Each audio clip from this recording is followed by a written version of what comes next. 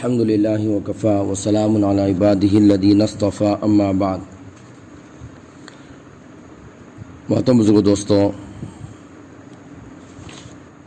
آج اس تعلق سے بات ہوں گی کہ نوجوان لڑکے شادی کے لیے کیسی لڑکی پسند کریں۔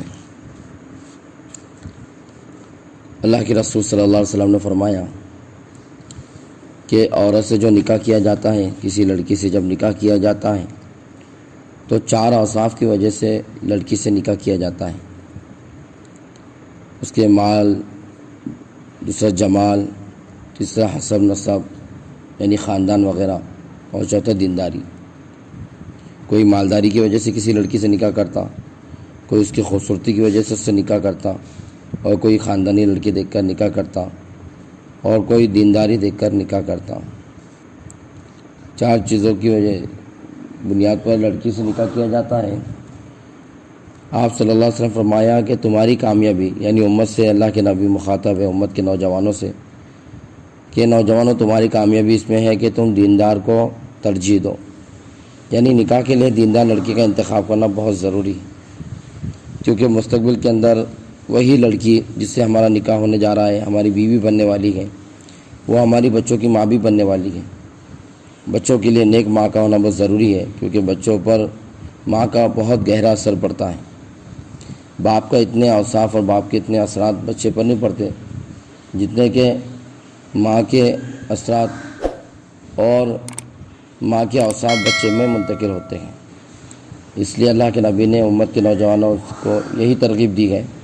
کہ دینداری کو ترجیح دی جائے، مقدم رکھا جائے۔ دوسری حدیث میں 5واں وصف اخلاق بھی بتایا ہے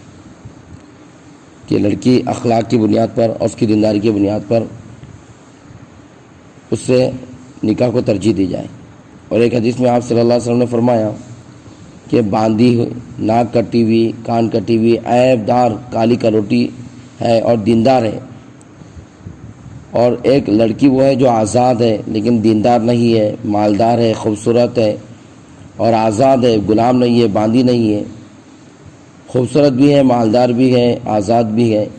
اور دوسری طرف کالی کلوٹی ہے، عیب دار ہے، باندھی ہے لیکن دیندار ہے، تو اللہ کے نبی صلی اللہ علیہ وسلم فرمایا کہ کالی کلوٹی، عیب دار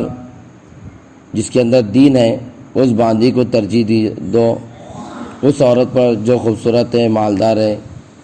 لیکن دیندار نہیں ہے اس پر۔ اور ترمذی شریف میں آپ صلی اللہ علیہ وسلم کا ارشاد نقل کیا گیا ہے کہ جب تمہیں ایسا آدمی پیغام نکاح بھیجے، یہ لڑکی والوں کے لیے ہے کہ جب تمہیں ایسا آدمی نکاح کا پیغام بھیجے جس کے دین اور اخلاق کو تم پسند کرتے ہو، دیندار ہے، اخلاق والا ہے، تو اس سے نکاح کرا دو یا کر دو۔ اپنی بچی کا نکاح ایسے آدمی سے کر دو جو اخلاق والا ہے، دیندار ہے، ورنہ زمین میں بڑا فساد اور فتنہ پھیلے گا۔ بہرحال آپ صلی اللہ علیہ وسلم کی تاکید یہ ہے کہ نکاح کے لیے دیندار کو منتخب کیا جائے، لہذا دینداری کو ترجیح دینا بہت ہی ضروری ہے، مستقبل کا سوال ہے۔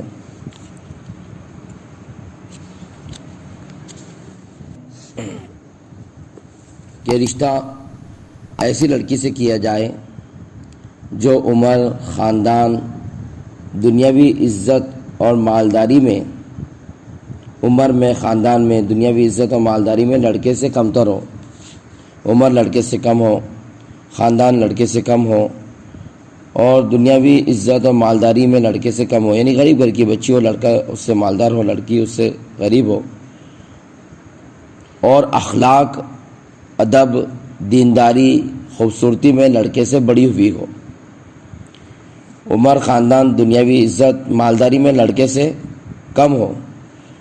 اور اخلاق، ادب، دینداری، حسن و جمال میں لڑکے سے بڑی ہوئی ہو۔ اس کا یہ فائدہ ہوگا کہ یہ ایسی لڑکی جو اخلاق، ادب، دینداری، حسن و جمال میں لڑکے سے بڑی ہوئی ہے لیکن عمر میں چھوٹی ہے، خاندان کے اعتبار سے چھوٹی خاندان کی ہے،